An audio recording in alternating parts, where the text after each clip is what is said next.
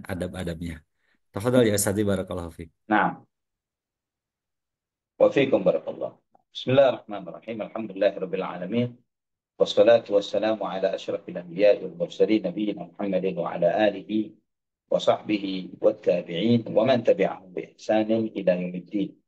قال الله جل وعلا: يا أيها الذين آمنوا اتقوا الله حق تقاته ولا تموتن إلا وأنتم مسلمون. أما بعد. Ikhwatal iman rahimani wa rahimakumullah. Alhamdulillah, segala puja dan puja hanya untuk Allah Subhanahu wa taala Rabbul Alamin, Ar-Rahman Ar-Rahim, atas segala limpah nikmat yang Allah berikan. Alhamdulillah, ikhwatillah rahimani wa rahimakumullah. Kita pada saat ini masih di dalam rangkaian untuk menyambut rangkaian kajian untuk menyambut datangnya bulan suci Ramadan. Dan kita memohon kepada Allah Subhanahu wa taala, semoga Allah Subhanahu wa taala memberikan taufik, memberikan hidayahnya kepada kita agar kita termasuk di antara hamba-hambanya yang diberi keberkahan besar dengan merayakan bulan ini, dengan menjalankan ibadah puasa di bulan Ramadan yang penuh dengan keberkahan ini. Ikhwatal iman rahimani wa rahimakumullah. Jika antum bertanya, apa korelasi atau kaitan dari pembahasan tentang puasa dan adab-adabnya dengan rangkaian dari ibadah puasa Ramadan? Mungkin itu bisa kita jawab dari rangkaian ayat-ayat tentang puasa yang antum baca di dalam surat Al-Baqarah. Jika antum membaca di dalam surat Al-Baqarah, Allah Subhanahu wa taala menyampaikan ayat-ayat puasa itu dari ayat 183 sampai ayat 187. Ya, 183 sampai 187.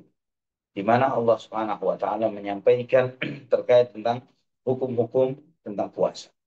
Dan menariknya, ikhwatan iman rahimani wa rahimakumullah, di dalam rangkaian ayat-ayat ini Allah Subhanahu wa taala menyebutkan di ayat yang ke-186 ketika menyampaikan tentang rangkaian ayat-ayat puasa, wa idza sa'alaka 'ibadi 'anni fa inni qarib ujibu da'watad da'i idza da'ani falyastajibu li wal yu'minu bi la'allahum yarshudun. Allah Subhanahu wa taala menyampaikan di dalam rangkaian ayat-ayat tentang puasa ini, dan jika hambaku bertanya kepadamu tentang aku, maka sesungguhnya aku dekat. Aku mengabulkan permohonan orang meminta tatkala dia meminta kepada. Maka hendaklah dia menyambut seruanku, beriman kepada aku agar mereka mendapatkan petunjuk. Nah, subhanallah, di sini kita melihat korelasi yang sangat kuat antara puasa dengan doa. Sehingga ikhwatal iman rahimani wa rahimakumullah, antum dan kita semuanya bisa mengatakan bahwa bulan Ramadan adalah bulannya doa. Syahrul Ramadan juga disebut dengan syahrul doa. Bulan berdoa, banyak berdoa kepada Allah Subhanahu wa taala. Karena itulah di dalam banyak hadis-hadis sahih menyebutkan bahwa walisaimi da'watun mustajabah wa dzalika kullu lailah. Dan orang yang berpuasa itu ada doa mustajab bagi mereka tiap malam. Tiap malam di dalam bulan Ramadan, tiap hari dalam bulan Ramadan mereka mendapatkan doa mustajab. Dan terkait dengan waktu mustajab bagi orang yang berpuasa, itu ada beberapa riwayat yang menyebutkan yang pertama adalah ketika mereka berpuasa. Artinya waktu mustajab itu dimulai sejak kita masuk waktu adzan subuh, start puasa, sampai menjelang buka puasa. Dan ada lagi yang mengatakan ketika buka puasa. Di saat itu ketika turunnya rahmat Allah Subhanahu wa taala, ketika kita menghadapi rahmat Allah, yaitu buka puasa kita, itu juga di saat yang mustajab bagi kita untuk berdoa dan memohon kepada Allah Subhanahu wa taala. Karena doa ketika di hadapan rahmat Allah yang sedang dihidangkan dan disajikan, itu adalah di antara doa yang mustajab. Sebagaimana yang dilakukan oleh Nabi Zakaria alaihissalam tatkala melihat Maryam, ibunya Nabi Isa alaihissalam, mendapatkan sejumlah nikmat yang sangat besar dari Allah Subhanahu wa taala, yang selalu mendapatkan rizki di sisinya. Padahal Maryam hanya di tempat ibadahnya. Ya, dan ketika Nabi Zakaria bertanya, selalu kok ada makanan, selalu ada buah. Dari mana wahai Maryam segala buah dan nikmat ini kamu dapatkan? Maka Maryam mengatakan qalat huwa min indillah, ya bahwa itu semua adalah dari Allah Subhanahu wa taala. Dan sesungguhnya Allah Subhanahu wa taala memberi rezeki kepada siapa yang Allah kehendaki tanpa hisab. Nah, di saat itu Allah Subhanahu wa taala menyebutkan sebagaimana di dalam surat Ali Imran, "Hunalika da'a Zakaria rabbah, Rabbi habli min ladunka dzurriyyatan thayyibah." Di saat itulah Nabi Zakaria berdoa memohon kepada Tuhannya, "Wahai Tuhanku, anugerahkanlah kepada aku keturunan yang baik." Di sini para ulama istanbut mengambil istinbat, di antaranya adalah bahwa di antara waktu yang mustajab, momen mustajab adalah ketika seseorang berdoa kepada Allah ketika sedang di hadapan rahmat Allah Subhanahu wa taala, atau ketika ada rahmat Allah atau sedang turunnya rahmat Allah Subhanahu wa taala. Maka di saat buka puasa kita sedang disajikan di hadapan kita banyak dari rahmat Allah Subhanahu wa taala, kurma, air dan lain sebagainya. Nah, di saat itulah adalah di antara waktu yang mustajab. Dan ikhwah fillah rahimani wa rahimakumullah. Di antara manusia, kalau kita melihat tentang sikap manusia terhadap doa, maka manusia secara umum ada yang berdoa kepada Allah Subhanahu berdoa, ya. Yang pertama, ada yang berdoa kepada selain Allah Subhanahu wa taala. Maka mereka ini adalah orang-orang yang menyekutukan Allah. Ketika mereka berdoa bukan hanya kepada Allah saja, tapi juga berdoa kepada selain Allah Subhanahu wa taala. Dan yang seperti ini tidak akan memberi manfaat bagi mereka ketika mereka mencampur antara ikhlas dan syirik. Itu tidak akan memberi manfaat sama sekali. Artinya di dalam satu momentum dia berdoa kepada Allah Subhanahu wa taala dengan penuh ikhlas, di dalam momen-momen yang lain dia berdoa kepada selain Allah Subhanahu wa taala. Dan itu tidak mencabut status mereka sebagai orang yang menyekutukan Allah Subhanahu wa taala karena menggabungkan antara ikhlas dan syirik.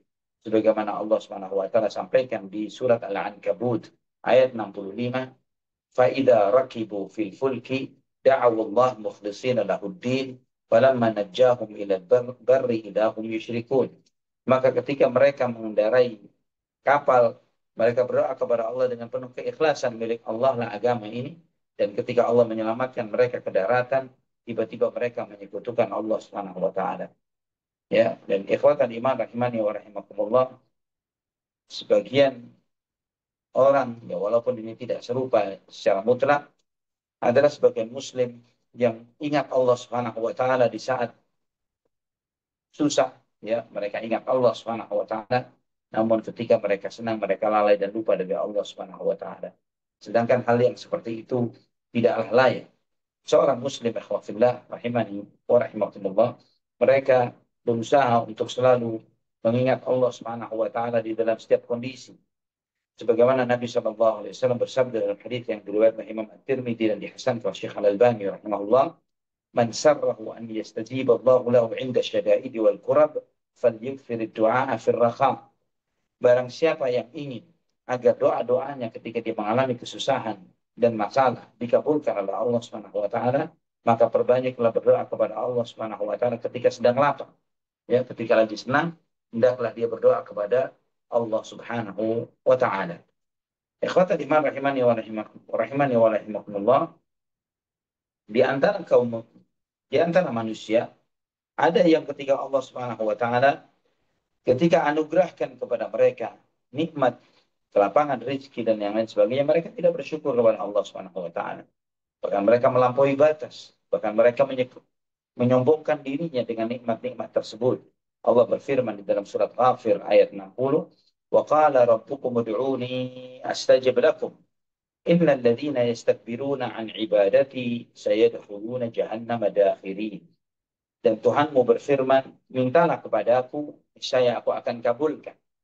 Sesungguhnya orang-orang yang sombong dari beribadah kepada aku, mereka akan masuk ke dalam neraka jahanam dalam keadaan hina."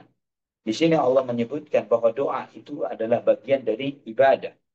Maka ketika Allah menyampaikan ud'uni astajib lakum, berdoalah kepadaku, aku akan kabulkan. Dan kemudian Allah menyampaikan innal ladzina yastakbiruna an ibadat, sesungguhnya orang-orang yang sombong dari beribadah kepada aku. Allah menegaskan bahwa doa wal ibadah. Bahwa doa itu adalah ibadah. Dan juga ayat ini menjelaskan kepada kita bahwa doa itu ada dua jenis. Yang disebut dengan doaul mas'alah dan doaul ibadah. Apa itu doaul mas'alah? Doaul mas'alah adalah ketika seorang hamba meminta kepada Allah Subhanahu wa taala, Rabbighfirli, Rabbirhamni, ya, dan seterusnya. Ketika minta dirahmati, diampuni, itu semuanya berarti doaul mas'alah. Tapi doaul ibadah, apa yang dimaksud dengan doaul ibadah? Adalah segala aktivitas ibadah yang antum lakukan. Ya, salat, puasa, zakat, haji, dan lain sebagainya. Semua itu adalah doaul ibadah. Kenapa ibadah disebut doa? Karena ikhwafillah, rahimani wa rahimakumullah, semua hal yang antum lakukan di dalam beribadah kepada Allah, apakah itu sholat, ataukah puasa, ataukah yang lainnya, itu semua antum lakukan dalam konteks mengharapkan rahmat Allah dan takut akan azab. Dan itu adalah hikmah dibalik semua ibadah. Mengharap rahmat Allah dan menghindar dari azab Allah Subhanahu wa taala.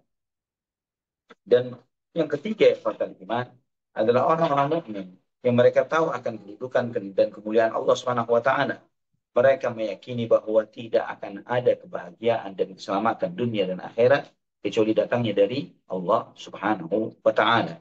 Allah Subhanahu wa taala memuji golongan yang ketiga ini, yang ketika mereka itu selalu berdoa dan memohon kepada Allah fis sarra'i wad dharra, di saat lapang dan di saat susah, mereka terus meminta kepada Allah Subhanahu wa taala. Mereka ini senantiasa beribadah kepada Allah Subhanahu wa taala. Sebagaimana Allah sampaikan tentang ciri-ciri mereka, ciri-ciri para nabi dan para rasul di surat Al-Anbiya ayat 90. Innahum kanu yusari'una fil khairati wa yad'unana raghaban wa rahaban wa kanu lana khashi'in. Sesungguhnya mereka berlomba-lomba di dalam berbuat kebaikan, ya, dan mereka beribadah kepada kami dengan penuh harap dan takut, dan mereka tunduk kepada kami. Ikhwatan iman rahimani wa rahimakumullah, kita melihat bahwa doa itu hal yang sangat mulia dan sangat dicintai oleh Allah Subhanahu wa taala. Sehingga sampai Nabi Shallallahu alaihi wasallam menegaskan dalam hadisnya yang sahih, ya, Al-Albani rahimahullah menyebutkan haditsun hasanun gharib. Disahihkan oleh Al-Albani dalam Sahih At-Tirmidzi bahwa Nabi Shallallahu alaihi wasallam bersabda, "Laisa syai'un akrama 'ala Allah min ad-du'a." Tidak ada sesuatu pun yang lebih mulia bagi Allah Subhanahu wa taala ketimbang doa. Doa itu sesuatu yang sangat mulia bagi Allah Subhanahu wa taala. Juga Nabi kita Muhammad sallallahu alaihi wasallam yang menegaskan, la yaruddul qada'a illa doa. Tidak ada yang bisa menolak takdir kecuali doa. Apa maksudnya menolak takdir? Bahwa ikhwatan iman rahimani wa rahimakumullah, kita tidak pernah tahu takdir apa yang telah ditetapkan oleh Allah Subhanahu wa taala untuk diri kita. Kita tidak pernah tahu. Sama sekali kita tidak tahu akan takdir Allah Subhanahu wa taala. Namun ketika seorang hamba berdoa, memohon, meminta kepada Allah Subhanahu wa taala, maka itu di antara sebab besar Allah Subhanahu wa taala memudahkan dia di dalam banyak hal yang menjadi masalah-masalah hidupnya. Dia diberi solusi terhadap masalah-masalah ini. Dari sakit menuju sehat, dari miskin menuju kaya, dan seterusnya. Yang ini semuanya adalah perubahan takdir bagi yang bersangkutan, tapi tidak bagi Allah Subhanahu wa taala. Bagi kita, ketika kita dari sakit jadi sembuh, ya, dari miskin jadi kaya, dari susah jadi lapang, kita mengatakan alhamdulillah takdirku berubah. Ya, tapi antum sadari bahwa kita katakan takdir itu berubah adalah karena kita tidak tahu apa yang bakal terjadi. Tapi bagi Allah Subhanahu wa taala tidak ada perubahan di dalam takdirnya. Karena semua yang berubah pun telah tercatat di sisi Allah Rabbul Alamin. Kemudian ikhwatal iman rahimani wa rahimakumullah, Nabi sallallahu alaihi wasallam mengajarkan kepada kita dalam sebagaimana dalam Jami' At-Tirmidzi dari Anas bin Malik radhiyallahu an, beliau mengajarkan alidhu biyadzal jalali wal ikram. Alidhu biyadzal jalali wal ikram. Alidhu itu artinya sering-seringlah. Sering-seringlah mengucapkan, sering-seringlah memohon, sering-seringlah meminta dengan mengucapkan ya dzal jalali wal ikram. Ya dzal jalali wal ikram. Ya dzal jalali wal ikram. Syekh Abdurrahman bin Nasir As-Sa'di rahimahullah ketika menjelaskan hadis ini beliau menyampaikan bahwa ya dzal jalali wal ikram, wahai yang memiliki keagungan, ya kebesaran dan memuliakan Allah Subhanahu wa taala. Kalimat ya dzal jalali wal ikram itu adalah menyebut sebagian dari sifat Allah Subhanahu wa taala, yaitu dzul jalal dan al ikram, yang memiliki keagungan dan kebesaran, dan Allah Subhanahu wa taala yang memuliakan hamba-Nya. Tidak ada doa yang diucapkan di balik kalimat ya dzal jalali wal ikram. Hanya begitu saja, ya dzal jalali wal ikram. Ya dzal jalali wal ikram. Ya dzal jalali wal ikram. Apakah itu berarti dia seperti seseorang yang membaca ya Rahman, ya Rahman, ya Rahman sekian kali? Jelas kalau Syekh Sa'di rahimahullah tidak seperti itu. Tapi di balik kata ya dzal jalali wal ikram, di situ mengandung permohonan kepada Allah Subhanahu wa taala. Yang mengandung permintaan, wahai yang memiliki keagungan dan kebesaran, wahai yang memuliakan hambanya, berikanlah kemuliaan kepada, ya berikanlah kemuliaan kepadaku dunia dan akhirat. Ikhwatan iman rahimani wa rahimakumullah, Allah Subhanahu wa taala sangat mencintai.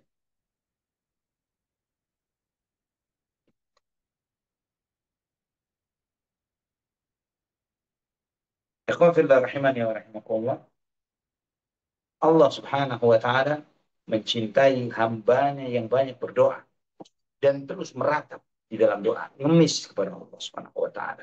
Allah sangat mencintai hamba yang seperti itu. Hamba yang curhat habis kepada Allah Subhanahu wa taala. Kedekatan kita kepada Allah ikhwafillah di luar nalar, di luar apa yang bisa kita bayangkan. Karena Allah itu maha dekat. Fa inni qarib, aku dekat. Ujibu da'wat da'i idza da'an. Aku mengabulkan permintaan hambaku, orang yang meminta ketika dia minta kepada. Dialah al-zahir wal batin. Zahir yang maha tinggi. Allahumma anta zahir, falaysa fawqaka syai'. Ya Allah, engkau maha tinggi, tidak ada yang lebih tinggi darimu. Wa anta al-batin, falaysa dunaka syai'.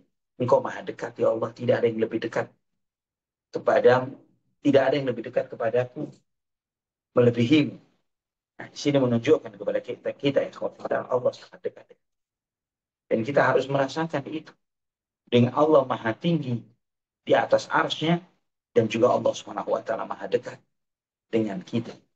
Dan ikhwan fillah rahimani wa rahimakumullah, ini menanamkan kepada kita kedekatan yang tinggi antara kita dengan Allah Subhanahu wa taala, melahirkan sifat muraqabah, melahirkan sifat cinta, melahirkan sifat kerinduan, melahirkan sifat ketergantungan, tawakal yang tinggi kepada Allah. Bahwa setiap gerak-gerik kita, setiap hembusan nafas kita, setiap masalah-masalah kita, Allah melihat, Allah tahu. Di saat itu antum terus membisikkan di dalam hati, di dalam relung hati antum, di dalam zikir-zikir, ucapan-ucapan bibir kita, ya dzal jalali wal ikram, ya rahman irhamni ya Allah, Allah maghfirli dzunubi, dan yang semisalnya. Dan juga untuk boleh silahkan curhat kepada Allah Subhanahu wa taala.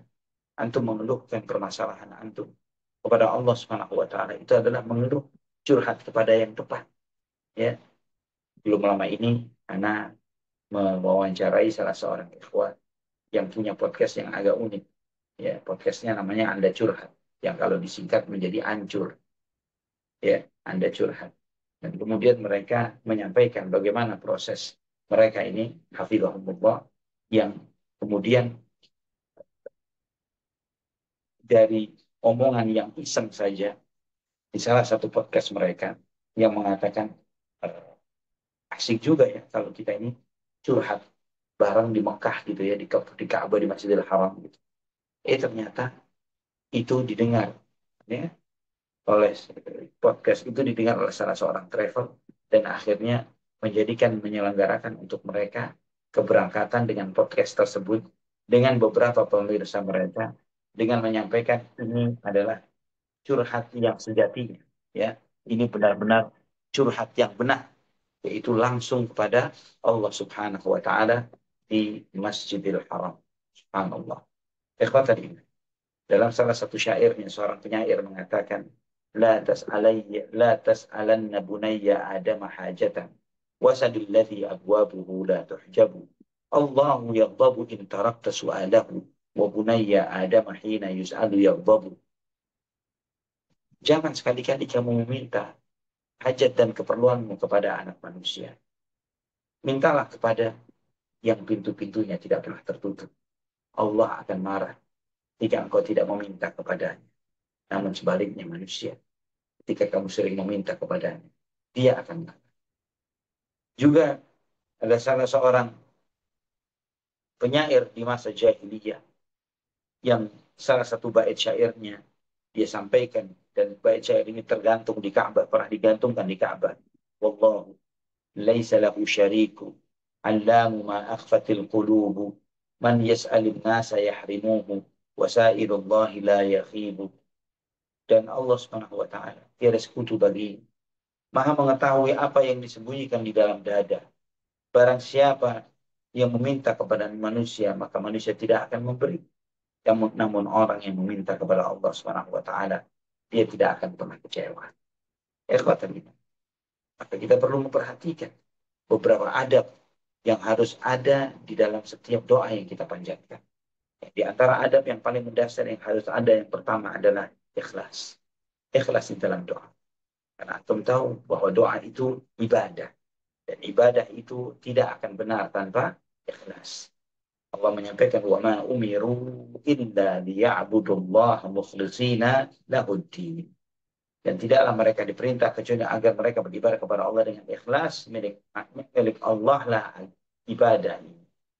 Juga di dalam surat Al-Jin ayat 18, wa annal masajida lillah fala tad'u ma'allahi ahada. Bahwa masjid-masjid itu milik Allah, maka janganlah kamu berdoa bersama Allah yang lainnya. Nah, di sini ikhwatal iman rahimani wa rahimakumullah, ikhlas di dalam doa. Bahwa doa yang antum panjatkan murni kepada Allah Subhanahu wa taala. Jangan ada yang lain. Jangan ada siapapun. Tidak ada siapapun. Ikhlas Allah Subhanahu wa taala. Tidak usah pakai perantara. Allah Maha dekat. Kita pakai perantara kepada yang jauh dari kita. Tapi kalau kita menyadari Allah Maha dekat, bagaimana kita harus pakai menggunakan perantara dengan yang atau kepada yang dekat? Ini adalah keanehan. Itulah keanehan di antara keanehan orang-orang yang termakan dengan para pemikir yang nyeleneh dan menyimpang di kalangan filosof, baik kalangan kaum filsafat Yunani atau Mu'tazilah, ya, Jahmiyah, Mu'tazilah, Asy'ariyah, yang karena mereka begitu rancu dan kacaunya di dalam tidak mereka terhadap al-asma wa sifat, menyebabkan kekacauan mereka terhadap pemahaman akan Allah Subhanahu wa taala. Jika mereka meyakini seperti keyakinan Ahlus Sunnah wal Jamaah ala manhaj salafil ummah, maka niscaya mereka tidak akan terjerumus ke dalam hal yang seperti itu. Mereka tidak akan sampai kepada tahapan meminta kepada Allah dengan menggunakan perantara-perantara. Hanya kepada pelaku-pelaku yang meminta kepada perantara. Apakah kamu yakin Allah dekat denganmu? Kalau engkau yakin Allah dekat denganmu, engkau tidak butuh perantara. Tapi engkau mengira bahwa Allah jauh dan Allah tidak mendengar apa yang kamu minta. Allah tidak mengetahui permohonan. Allah tidak tergerak untuk mengabulkan permohonanmu. Maka karena pikiran-pikiran negatifmu terhadap Allah Subhanahu wa taala yang membuat kamu untuk menyekutukan Allah Subhanahu wa taala atau menjadikan adanya perantara-perantara menuju Allah Subhanahu wa taala. Kemudian adab yang kedua, ikhwatal iman, setelah ikhlas, yaitu jangan tergesa-gesa untuk minta dikabulkannya doa. Karena Allah Subhanahu wa taala Maha tahu akan masalah hamba. Ya, tidak ada doa yang tidak dikabulkan. Semua doa dikabulkan. Ya, karena Allah bisa memberinya sekarang pada saat itu juga, atau Allah palingkan dia dari musibah yang bakal terjadi pada dirinya, atau Allah Subhanahu wa taala sisakan untuknya apa yang dia minta nanti untuknya nanti di akhirat, sebagaimana itu disampaikan oleh Nabi kita Muhammad bin Abdullah sallallahu alaihi wasallam. Maka oleh karena itulah Nabi sallallahu alaihi wasallam melarang kita untuk tergesa-gesa mengharapkan terkabulnya doa. Sebagaimana dalam hadis Bukhari dan Muslim dari hadis Abu Hurairah radhiyallahu an, Nabi sallallahu alaihi wasallam bersabda, "Yustajabu li ahadikum ma lam ya'jal, yaqulu da'awtu falam yustajab li." Akan senantiasa dikabulkan doa salah seorang di antara kalian selama dia tidak tergesa-gesa. Ya, misalnya tergesa-gesa itu dengan mengatakan, aku sudah doa tapi nggak dikabulkan. Itu bentuk ketergesa-gesaan. Jangan pernah berkata seperti itu. Jangan pernah mengatakan, Anda sudah doa, tapi kenapa kok nggak dikabul-kabulkan ya? Jangan ada ucapan seperti itu. Allah Maha tahu maslahat antum, maslahat anak, maslahat kita semuanya. Jadi ikhwafillah rahimani wa rahimakumullah, sebagaimana permintaan yang diajukan oleh sebagian kita terhadap sebagian kita. Anak-anak antum minta kepada antum sesuatu. Apakah ketika antum menyadari bahwa saat itu belum layak untuknya dan kemudian antum akan memberikan kepadanya, antum tahu bahwa ada beberapa permintaan dari sebagian anak-anak kita yang belum waktunya. Bukan berarti kita tidak mau memberi, tapi belum waktunya. Padahal itu menurut hemat kemaslahatan kita yang sangat minim dan terbatas. Hemat kemaslahatan berdasarkan pengetahuan kita yang sangat minim dan terbatas. Bagaimana dengan Allah wallahil masalul a'la? Allah Subhanahu wa taala yang memiliki perumpamaan yang maha agung dan maha tinggi. Bismillahirrahmanirrahim. Kemudian ikhwatal iman, rahimani wa rahimakumullah. Syarat yang ketiga agar doa itu dikabulkan, jangan pernah meminta yang mengandung dosa, mengandung memutuskan silaturahim. Ya, doa itu tidak boleh mengandung sesuatu yang unsur dosa atau memutus silaturahim. Sebagaimana dalam Sahih Muslim dari hadits Abu Hurairah, Nabi Shallallahu Alaihi Wasallam bersabda, لا يزال يستجاب للعبد ما لم يدع بإثم أو قطيعة رحم. Akan senantiasa dikabulkan doa seorang hamba selama tidak mengandung permohonan yang mengandung dosa atau memutus silaturahim.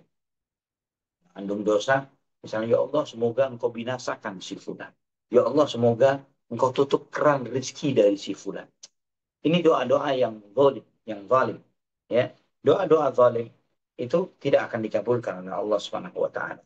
Dan juga ini menjawab pertanyaan bagi sebagian ikhwah yang terkadang orang tua mereka begitu kesalnya terhadap mereka dan kemudian mendoakan hal-hal buruk kepada anaknya. Apakah itu dikabulkan? Andai kata itu dikabulkan, terlalu banyak anak yang binasa karena kebodohan orang-orang tua mereka yang mendoakan hal-hal buruk untuk anak-anak mereka. Namun Allah tidak mengabulkan doa seseorang yang mengandung dosa dan memutus silaturahim.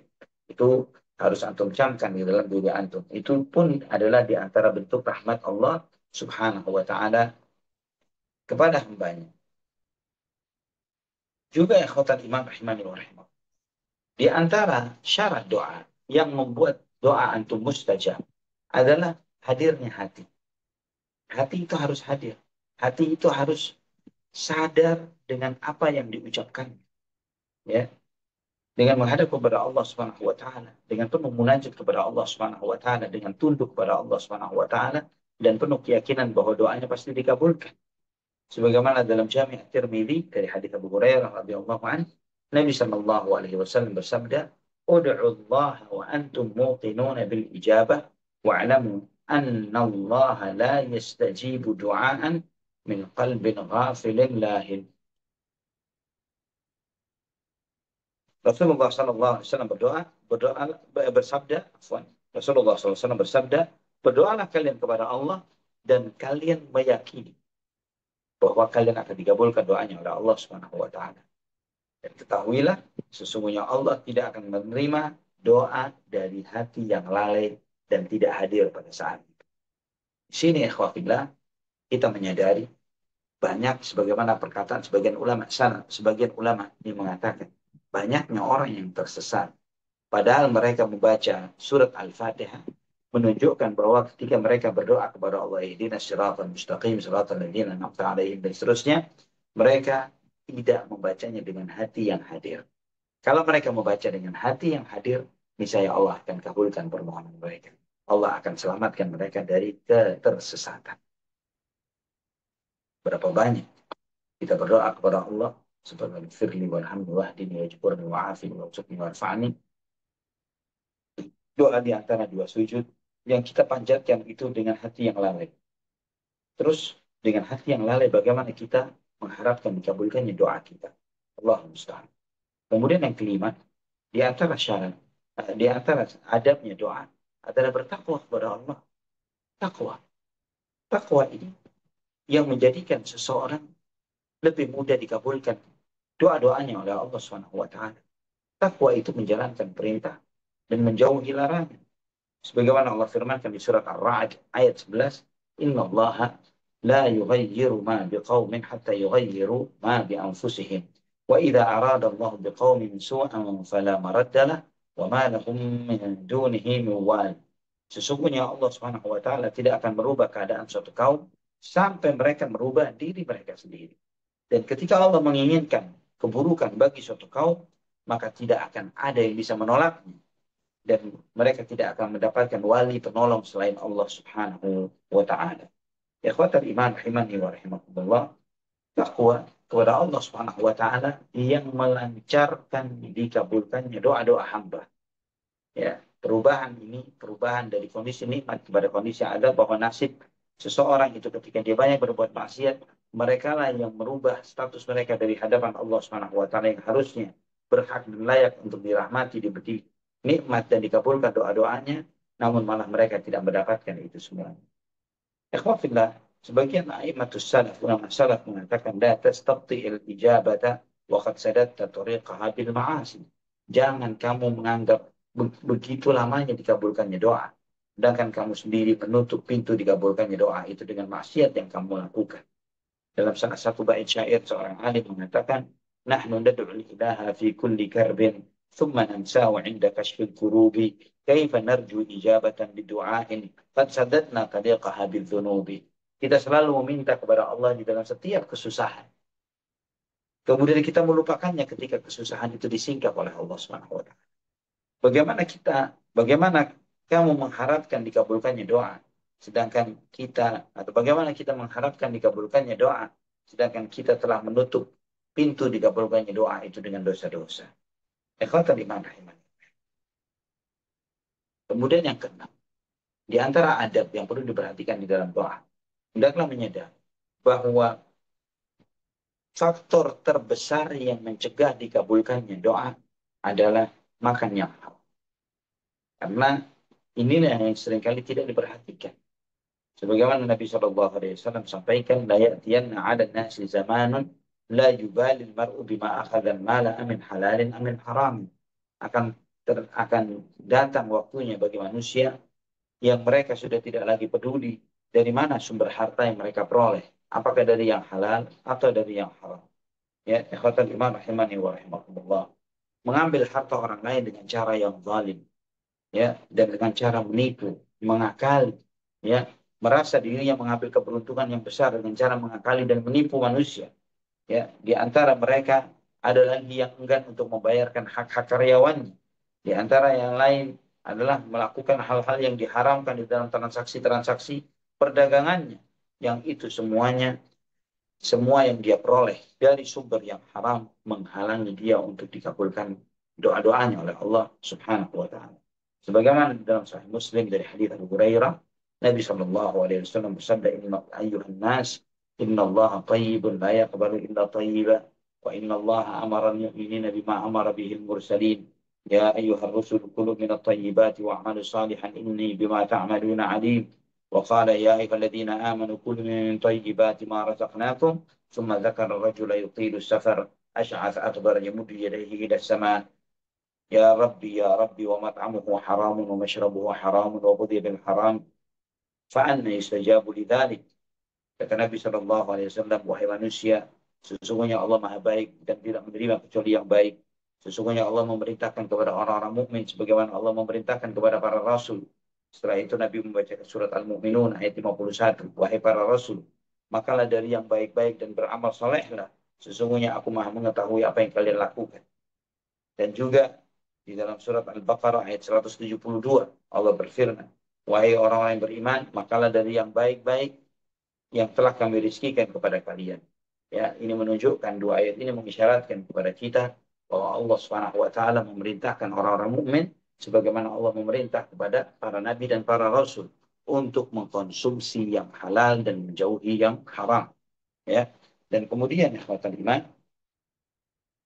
setelah itu Nabi SAW menyebutkan seseorang yang melakukan perjalanan panjang, yutilus safar, asy'ad, akbar, dia nusuk, dia berdebu, ya, yamuddu yadayhi ila sama, mengangkat kedua tangannya ke langit, ya Rabbi ya Rabbi, dan dia berdoa ya Rabbi ya Rabbi, wahai Rabbku wahai Rabbku, Sedangkan Nabi SAW sampaikan tentang kondisi orang tersebut, makanannya haram, minumannya haram, pakaiannya haram, sumber pendapatannya dari yang haram, fa'anna yustajabu lidzalik. Maka bagaimana orang yang seperti itu bisa dikabulkan doanya, kata Nabi Shallallahu Alaihi Wasallam. Ini menunjukkan kepada antum, kepada kita semuanya, alhamdulillah, bahwa segala sebab-sebab mustajab yang dilakukan oleh seseorang, namun orang tersebut melakukan sesuatu yang menyebabkan, melakukan sesuatu yang mengarahkan kepada pendapatan yang haram, maka itu menyebabkan tidak dikabulkannya doa orang tersebut. Karena orang yang safar, ini doanya mustajab. Orang yang lusuh dan berdebu karena safar, doanya mustajab. Orang ini mengangkat kedua tangannya ke langit, itu sebabnya mustajab. Orang itu membaca Asmaul Husna yang sering dipakai oleh para nabi dan para rasul, ya Rabbi, ya Rabbi. Itu adalah sebab mustajab. Namun itu semua yang mereka lakukan atau yang dilakukan oleh orang tersebut tanpa disertai dengan makanan, minuman, dan pakaian yang halal, maka itu akan menghalangi dia untuk dikabulkannya doa-doanya oleh Allah Subhanahu wa Ta'ala. Kemudian akhwatul iman rahimani wa rahimakumullah. Juga di antara sebab yang menghalangi seseorang untuk dikabulkannya doa adalah tidak nahi munkar atau tidak amar ma'ruf dan nahi munkar. Ya, sebagaimana hadis At-Tirmidzi dari hadis Hudzaifah bin Yaman radhiyallahu an, Nabi sallallahu alaihi wasallam bersabda, "Walladzi nafsi biyadihi la ta'murunna bil ma'ruf wa la tanhawunna 'anil munkari aw la yushikanna Allahu an yab'atha 'alaikum 'iqaban minhu thumma tad'unahu fala yustajabu lakum."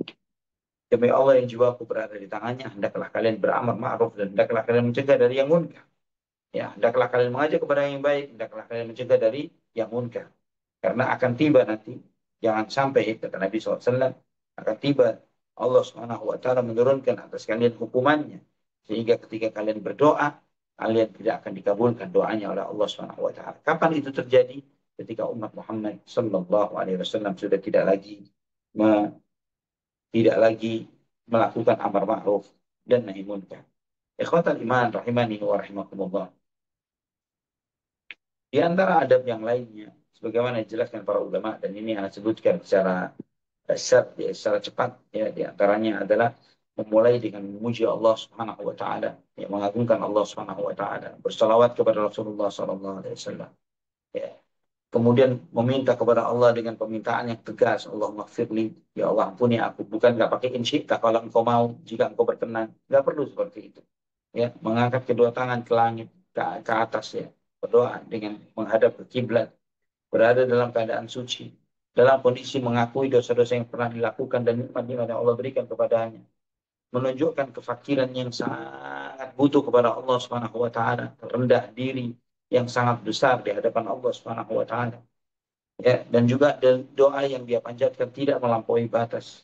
Ini semuanya adalah doa-doa yang sangat panjang, adab-adabnya yang telah dijelaskan di dalam riwayat-riwayat yang sahih dari Nabi Shallallahu Alaihi Wasallam. Di samping juga perlu memperhatikan kondisi atau keadaan di waktu-waktu yang mustajab, seperti ketika sujud, antara adzan dan iqamah, doa di pertengahan malam, doa di sore hari, di hari Jumat, ketika turunnya hujan, ketika sedang menghadapi buka puasa, ketika malam Lailatul Qadar, ketika hari Arafah, ketika di akhir sholat 5 waktu, ya, ketika antara adzan dan iqamah, ya, ketika kaum muslimin sedang berbaris di dalam saf peperangannya, berjihad melawan orang-orang kafir, ketika bangun di tengah malam, ya, dengan dan doa-doa yang diriwayatkan oleh Nabi Shallallahu Alaihi Wasallam, yang semua hal ini diuraikan dengan sangat detail di dalam sunnah Nabi kita Muhammad bin Abdullah Shallallahu Alaihi Wasallam. Juga Nabi Shallallahu Alaihi Wasallam menyampaikan tentang individu-individu tertentu yang doanya mustajab. Di antaranya adalah doa seseorang untuk saudaranya yang tidak mengetahui kalau dia sedang didoakan. Antum mendoakan saudara antum yang lainnya, dan tidak perlu cerita-cerita kepada siapapun kalau antum sudah mendoakan. Doanya musafir, doanya orang yang berpuasa, doanya orang yang terzalimi, doanya imam yang adil, doanya anak yang saleh, ya, doa yang bangun, doa seseorang yang bangun di tengah malam ketika membaca doa yang masyhur yang terdapat riwayatnya dari Nabi Shallallahu Alaihi Wasallam. Ikhwatan iman rahimani wa rahimakumullah, sebagaimana sabda Nabi Shallallahu Alaihi Wasallam terkait dengan doanya orang yang terzalim. Nabi bersabda, "Da'watul madlumi tuhmalu 'alal ghamami wa tufattahu laha abwabus samawati wa yaqulu ar-rabbu azza wa jalla wa izzati la ansurannaka walau ba'da hin. Doa orang terzalimi akan dibawa ke awan, dibawa naik ke atas, dimintakan pintu-pintu langit untuk mengantarkan doa tersebut. Dan Allah berfirman, demi kemuliaanku pasti aku akan membelamu walau aku tunda untuk itu. Ikhwatan iman rahimani wa rahimakumullah. Juga antum perhatikan di dalam sunnah Nabi Sallallahu Alaihi Wasallam, beliau mengajarkan jawami'ud doa, jawami'ud doa, doa-doa yang inti, yang berisi permohonan yang sangat dahsyat, ya, yang mengandung segala kebaikan dunia dan kebaikan akhir, yang diantaranya misalnya atau membaca Rabbana atina fid dunya hasanatan wa fil akhirati hasanatan wa qina adzabannar. Wahai Tuhan kami, berikanlah kepada kami kebaikan di dunia dan kebaikan di akhirat, dan jauhkanlah kami dari azab api neraka. Ini termasuk jawami'ud doa, doa-doa yang paling inti, yang layak dan harus selalu kita minta. Seperti kita meminta kepada Allah Subhanahu wa taala, Allahumma inni as'aluka al-huda wat tuqa wal afafa wal ghina. Ya Allah, kami meminta, sesungguhnya aku meminta kepadamu petunjuk, ketakwaan, kehormatan dan harga diri dan kecukupan. Ikhwatan iman rahimani wa rahimakumullah. Juga sebagaimana Nabi Shallallahu Alaihi Wasallam mengajarkan doa yang muqallibal qulub, tsabbit qalbi ala dinik. Wahai zat yang mampu bolak balikkan hati, tetapkanlah hatiku di atas agama. Juga Nabi Shallallahu Alaihi Wasallam mengajarkan kepada Ali bin Abi Thalib, Qul Allahumma hdini wa saddidni. Ucapkanlah, ya Allah, berilah petunjuk kepadaku dan luruskanlah aku. Juga doa Ummul Mukminin Aisyah yang diajari oleh Nabi Shallallahu Alaihi Wasallam ketika beliau bertanya, ketika aku ketemu Lailatul Qadar, apa yang semestinya aku baca?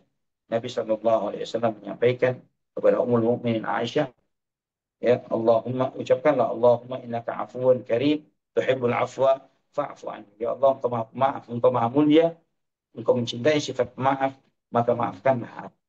Juga Nabi Shallallahu Alaihi Wasallam menyampaikan tentang di antara doa yang mengiringi doa para nabi, yang mengiringi doa doa kita itu adalah mustajab. Di antaranya doa sabda Nabi Shallallahu Alaihi Wasallam, da'watu dhinnun idh huwa fi batnil hud. Doanya Dhunnun, Dhunnun itu Nabi Yunus alaihissalam. Ketika dia berdoa kepada Allah Subhanahu wa taala sedangkan dia berada di dalam perut ikan paus. La ilaha illa anta subhanaka inni kuntu minadh dhalimin.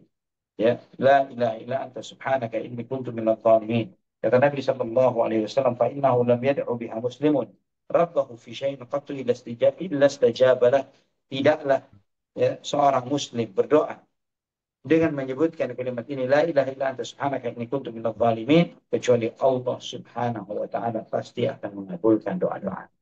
Kalau kita bicara doa, ya, ada sesuatu yang sangat besar, yang sangat luas, yang sangat banyak, dan cukuplah kita dan antum dan kita semuanya menyadari bahwa tidak ada seorang pun dari kita yang menyatakan bahwa dia sudah mengamalkan semua doa yang pernah diajarkan oleh Nabi Sallallahu Alaihi Wasallam. Itu menunjukkan begitu kuat ketergantungan beliau Sallallahu Alaihi Wasallam kepada Allah Subhanahu Wa Taala, dan bagaimana kedudukan doa yang sangat mulia di sisi beliau, dan itu apa yang beliau pahami dari apa yang Allah Subhanahu Wa Taala sampaikan kepada. Wallahu taala ala wa alam bisawab. Sampai di sini ikhwafillah rahimani wa rahimakumullah, pembahasan kita tentang doa dan adab-adabnya. Barakallahu fiikum. Baik, wa barakallahu fiik Ustaz Zuna. Alhamdulillah, terima kasih Ustaz untuk arahannya sekaligus juga eh, apa refresh ya untuk ada berdoa yang mungkin ya sebagai manusia sering hilaf, dan tadi yang disebutkan di poin 2, kadang-kadang manusia itu sering tergesa-gesa ingin doanya itu segera dikabulkan, padahal ya mengabulkan itu eh, hak prerogatifnya Allah begitu ya. Terima kasih Ustadz atas pengingatnya. Untuk selanjutnya, Alhamdulillah kita sudah memasuki sesi 2, dan sesi 2 ini adalah sesi untuk menyampaikan pertanyaan yang insya Allah akan dijawab langsung oleh Ustaz Zona Ali. Untuk jemaah yang ingin bertanya, kami persilahkan pertanyaannya dapat disampaikan melalui chat box di Zoom meeting ini, ataupun juga dapat menyampaikan secara langsung dengan mengklik tombol raise hand pada aplikasi Zoom meeting ini, yang insya Allah nanti akan dibantu di unmute untuk mikrofonnya agar dapat bertanya langsung dengan Ustaz Zona Ali. Di pertanyaan pertama ini ada yang masuk melalui em, chat box dari jamaah, yang salah satu jamaah yang berada di eh, berdomisili di Swedia. Assalamualaikum warahmatullahi wabarakatuh. Barakallahu fikum, Salam. ahsanullahu Ustaz. Pertanyaannya ketika kita menerima atau membaca berita di grup, si fulan sakit atau si fulan meninggal, bagaimana ahsannya dan yang paling afdol kita mendoakan diketik di grup WA itu karena kadang kalau tidak dibalas komen di grup takut dianggap kok tidak merespon atau setidaknya mendoakan. Padahal kita maunya mendoakan secara diam-diam. Mohon arahannya Ustaz. Barakallahu fiik. Lakukanlah dua-duanya tidak masalah. Ya, antum dengan mengomentari di grup dan di satu sisi adalah dengan mendoakan secara diam-diam. Dan itu tidak masalah dua-duanya. Oke-oke saja. Namun jangan sampai antum menghindari untuk mau berkomentar atau mendoakan di grup dengan dalih takut riak. Itu jangan. Ya, karena ketika seseorang itu takut riak, dia telah terjerumus ke dalam riak. Sebagaimana eh, kata Fudail bin Iyad tentang hal ini. Ya, bahwa orang-orang yang mengkhawatirkan riak, maka dia sudah terjerumus kepada riak. Wallahu a'lam bishawab. Baik, Masya Allah, jazakallahu khairan atas penjelasannya. Dan demikianlah penjelasan dari atau jawaban dari Ustazun Ali atas pertanyaan salah satu jamaah di Swedia. Untuk selanjutnya kami persilahkan kepada jemaah yang ingin bertanya.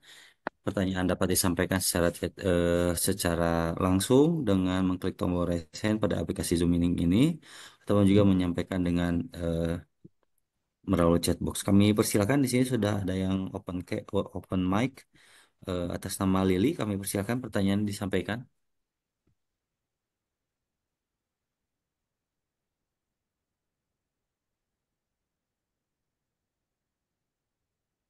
Ya, kami persilahkan atas nama Lili yang sudah open mic.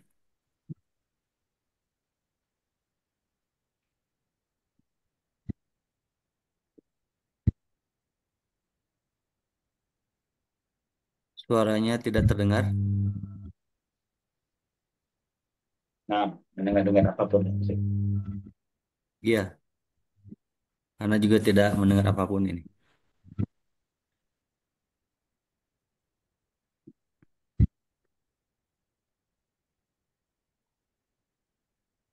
Afwan untuk Ukti Lili, kami tidak dapat mendengar suara Anda. Baik, kami hold dulu untuk atas nama Lili. Kami persilakan Amar yang sudah resen. Ya, Kang Zai, jazakumullahu khairan. Alhamdulillah, jazakumullahu khairan Ustadz atas materinya.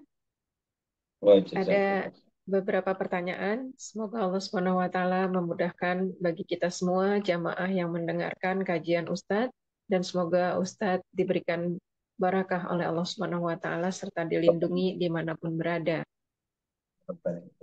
Ustadz, pertanyaan pertama adalah mohon nasihatnya bagaimana cara kita memanfaatkan waktu di bulan Ramadan, Ustadz, dengan zikir-zikir dan doa. Di sana kita membagi waktu antara sholat malam, kemudian amalan-amalan ibadah, zikir. Padahal di situ kita juga ingin memperbanyak bacaan Al-Quran. Bagaimana memanage waktunya, Ustadz? Mohon nasihatnya, jazakumullahu khairan. Wa jazakallah. Yang pertama, Muhammad dan ikhwah yang lainnya, bahwa berdoa dengan membaca Al-Quran adalah sesuatu yang bisa dilakukan secara bersamaan. Artinya begini, sebagaimana sunnah Nabi Shallallahu Alaihi Wasallam, ya, ketika beliau melakukan sholat malam, beliau membaca Al-Quran dengan sangat tertil. Yang diantara adabnya adalah beliau membaca Al-Quran itu, ya, ketika melewati ayat-ayat rahmat, beliau meminta rahmat Allah Subhanahu Wa Taala. Ketika melewati ayat-ayat yang membicarakan tentang azab, beliau berlindung kepada Allah Subhanahu Wa Taala dari azabnya. Ya, terus demikian. Maka dengan demikian ketika membaca, ya, Al-Quran, maka itu bisa digabungkan antara membaca Al-Quran dengan bermunajat, meminta, memohon kepada Allah Subhanahu wa taala. Wallahu a'lam bishawab. Dan itu adalah momen yang sangat mustajab insyaallah. Wallahu a'lam bishawab. Ya Ustadz, jazakumullahu khairan. Pertanyaan selanjutnya Ustadz, Assalamualaikum warahmatullahi wabarakatuh. Ustadz, mungkin pertanyaan ini sudah beberapa kali ditanyakan, tetapi sepertinya saya belum punya keyakinan yang kuat, Ustadz. Jadi mohon pencerahannya. Ketika kita bangun malam, kemudian kita mau melanjutkan salat tahajud setelah sebelumnya kita sudah Agak melakukan putus-putus salat. suara anti Muhammad Afwan. Ya, mohon pencerahannya, Ustadz. Ketika kita sholat malam yang sebelumnya sudah didahului tarawih dan witir. Nah, sholat malam di Iya.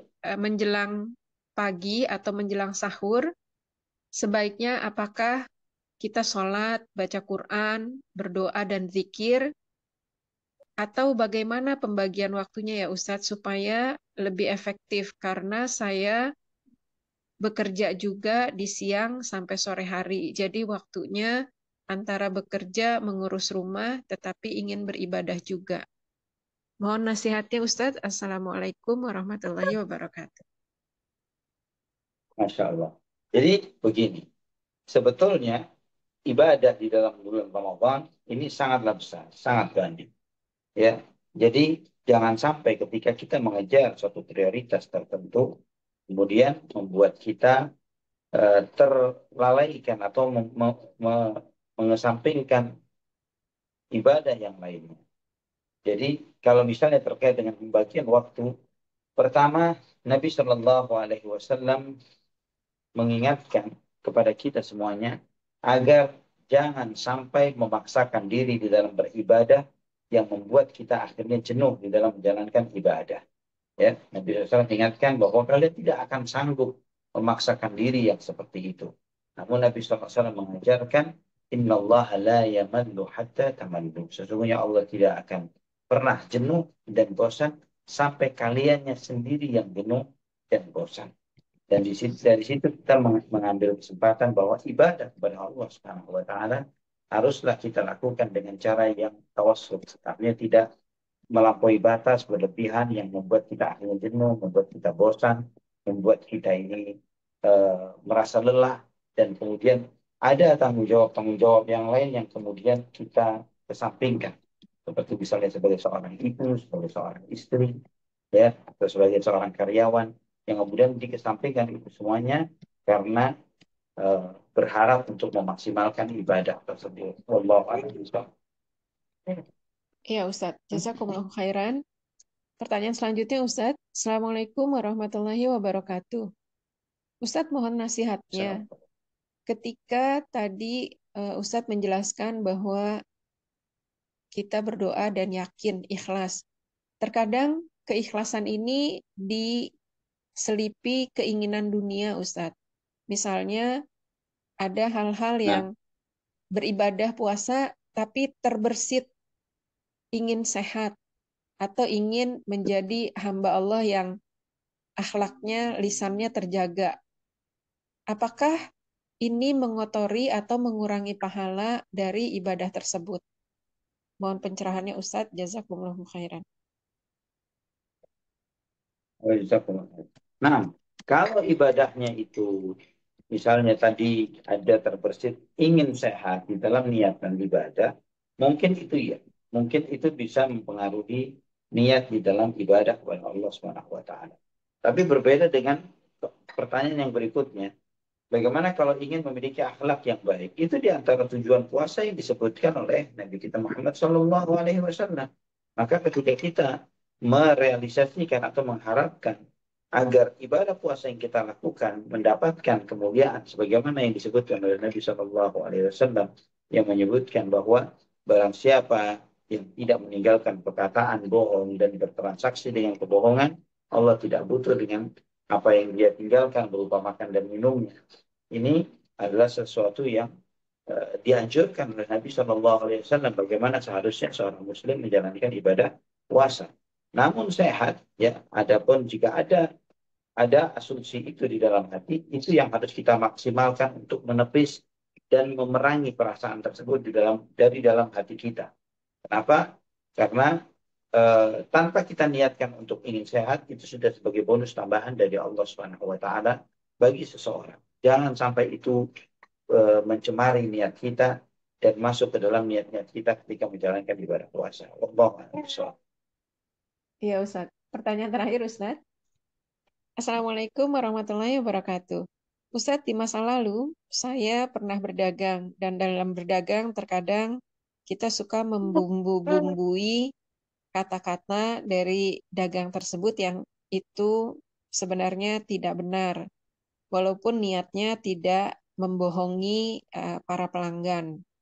Apakah puasa-puasa saya itu tidak sah, Ustadz, karena kebohongan yang tidak dimaksudkan untuk berbohong eh, selalu kami lakukan, Ustadz. Mohon Baik. nasihatnya, Jadi jazakumullah perlu khairan. dipahami, wa jazakumullah khairan. Perlu dipahami bahwa berbohong tidak membatalkan puasa. Berbohong tidak membatalkan puasa, tapi mengurangi dan bahkan mungkin menghilangkan pahala puasa. Jadi secara kewajiban gugurlah dia dari kewajiban itu. Namun apa yang dia dapatkan dari puasanya tidak ada. Ya, sehingga itu yang perlu dia perhatikan bahwa yang dia tidak akan mendapatkan apapun dari puasanya jika dia masih berbohong dengan itu. Tapi bukan berarti kemudian puasanya batal. Allah SWT.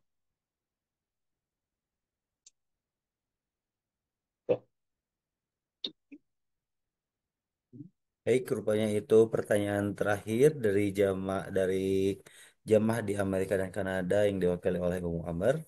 Untuk selanjutnya ini masih ada pertanyaan melalui chat box di Zoom meeting ini. Bismillahirrahmanirrahim. Assalamualaikum warahmatullahi wabarakatuh. Jazakallah khairan Ustaz atas ilmunya malam ini. Semenjak tahu dan belajar yang sesuai sunnah, kita selalu berdoa dalam sujud atau sebelum salam. Setiap habis sholat, setiap habis sholat kita tidak berdoa tapi berzikir. Masalahnya adalah jadi jarang berdoa selain ketika di waktu sholat-sholat wajib dan sholat sunnah. Apakah ini termasuk anak kepada hamba Allah yang kurang, yang kurang banyak berdoa? Tapi kalau hujan, anak berdoa. Kalau dengar azan, berdoa setelahnya. Hanya saja tidak setiap melakukan sholat. Bagaimana Ustaz dengan hal ini?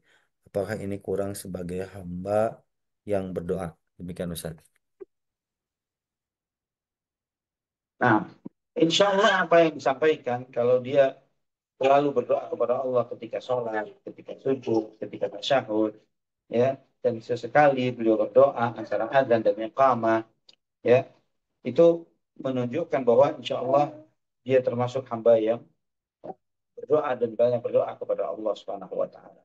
Ya, perlu dipahami bahwa eh, yang dikatakan jarang berdoa itu adalah atau tidak berdoa ketika dia sama sekali tidak memohon kepada Allah Subhanahu Wa Taala, baik itu di dalam sholat atau di luar sholat. Tapi kalau dia sebagaimana disampaikan dalam sholat 5 waktu, dia berdoa kepada Allah Subhanahu Wa Taala atau dalam bersebagian sholat-sholat sunnah, meminta kepada Allah Subhanahu Wa Taala, maka dia termasuk orang yang banyak berdoa dan bermunajat kepada Allah Subhanahu Wa Taala. Allah Alaihi. Baik. Baik, pertanyaan tadi merupakan pertanyaan pada malam hari ini, pertanyaan terakhir pada malam hari ini sekaligus juga menutup kajian kita pada malam hari ini. Sebelum ditutup, Ustaz barangkali ada yang ingin disampaikan di akhir eh, kajian malam hari ini. Silakan Ustaz. Nah, ikhwafillah rahimani wa rahimakumullah, di antara amalan besar yang sangat dianjurkan di bulan Ramadan, sehingga sangat dikaitkan antara amalan ini dengan membaca Al-Quran. Sebagaimana dalam hadis Ibn Abbas, kan Rasulullah SAW ajwadun nas, wa kana ajwadu ma yakunu fi Ramadan. Bahwa Nabi SAW adalah manusia yang sangat dermawan. Dan beliau adalah manusia yang paling dermawan ya ketika di bulan Ramadan.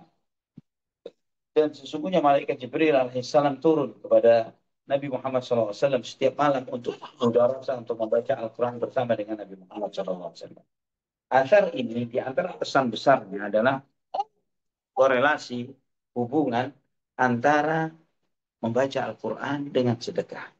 Ya, jika insya Allah subhanallah, jika Allah subhanahu wa ta'ala mentakdirkan, insya Allah kita akan membahas ya tentang keutamaan sedekah pada kajian yang akan datang dan secara spesifik dari keutamaan sedekah terutama di bulan Ramadan. Itu yang insya Allah akan menjadi Ya. pembahasan kita. Semoga Ramadan yang Allah Subhanahu wa taala takdirkan kita untuk bertemu dengannya adalah Ramadan yang penuh Amin. dengan keberkahan dari Allah Subhanahu wa taala. Amin ya rabbal alamin. Amin ya robbal alamin. Baik. Sekali jazakallahu khairan Ustazuna atas kajian pada malam hari ini. Ilmunya sangat bermanfaat sekali dan mudah-mudahan kita semuanya diberikan kesehatan, usia yang panjang dan barokah yang dipergunakan dalam amal soleh dan bertolabul ilmi. Semoga Allah Subhanahu wa Ta'ala senantiasa menjaga hati kita, menjaga keimanan kita dan menjaga ruhiyah kita dalam kondisi yang stabil, kondisi yang prima, kondisi yang optimal dalam menghadapi dan melaksanakan ibadah ibadah di bulan Ramadan. Barakallahu fikum Ustaz, terima kasih atas kajian pada malam hari ini atas kehadirannya. Jazakumullah khairan. Dan Masya Allah ini sudah masih pada bangun nunggu diklonin sama Ustadz. Setia menunggu, Masya Allah ya, Barakallahu Fiik. Semoga menjadi jariah untuk Ustadz dan juga keluarga pada malam hari ini. Barakallahu Fiikum Ustadz. Atas nama kru Bumiku Mengaji yang bertugas, kami haturkan banyak terima kasih atas kehadiran Ustadz Zona Ali Hasan Bawazir, kemudian juga partisipasi dari jamaah yang tadi sudah tembus sampai 48 jamaah. Alhamdulillah, Barakallahu Fikum. Akhir kalam, saya mohon maaf atas segala kekhilafan dan mohon pamit undur diri. Selamat istirahat. Kita pungkas dengan doa kifaratul majelis. Subhanaka Allahumma bihamdika asyhadu alla ilaha illa anta astaghfiruka wa atubu ilaik. Walhamdulillahirabbil alamin. Assalamualaikum.